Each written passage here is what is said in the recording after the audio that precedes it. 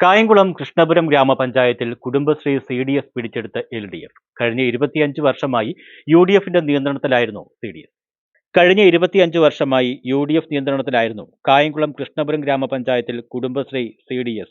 തെരഞ്ഞെടുപ്പിൽ 8-നെതിരെ 10 വോട്ടുകൾ നേടി ചെയർപേഴ്സണായി LDFിലെ ഷീബ മുനീറും വൈസ് ചെയർപേഴ്സണായി ലീലയും തെരഞ്ഞെടുക്കപ്പെട്ടു. 18 വാർഡുകളിൽ 10 വാർഡുകൾ LDF, 6 വാർഡുകൾ കോൺഗ്രസ്, 2 വാർഡുകൾ BJP എന്നിങ്ങനെയാണ് കക്ഷിനില. എന്നാൽ BJP വോട്ട് ചെയ്തതിന്റെ അടിസ്ഥാനത്തിൽ കോൺഗ്രസ് സ്ഥാനാർത്ഥിക്ക് 8 വോട്ട് ലഭിച്ചു. കൃഷ്ണപുരം ഗ്രാമപഞ്ചായത്തിൽ നടന്ന കുടുംബശ്രീ CDS തെരഞ്ഞെടുപ്പിൽ കഴിഞ്ഞ 25 വർഷക്കാലത്തെ UDFന്റെ അപ്രമാദിത്യം തകർത്തുകൊണ്ട് ഇടതുപക്ഷത്തിന്റെ 10 വനിതകൾ വിജയിച്ചു വരികയും 18 വാർഡുകളിൽ 10 വനിതകൾ വിജയിച്ചു വരികയും അതിൽ 10ാം വാർഡിൽ നിന്നുള്ള ശ്രീമതി ഷീബ മുനീർ ചെയർപേഴ്സണായി തെരഞ്ഞെടുക്കപ്പെടുകയും 8ാം വാർഡിൽ നിന്നുള്ള ശ്രീമതി ലീല വൈസ് ചെയർപേഴ്സണായി തെരഞ്ഞെടുക്കപ്പെടുകയും ചെയ്ത് സത്യപ്രതിജ്ഞ ചെയ്ത നിമിഷമാണ് ഇപ്പോൾ നമ്മളെല്ലാം നിൽക്കുന്നത്.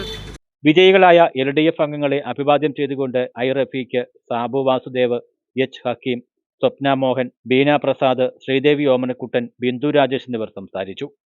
News bureau, Kayamkulam.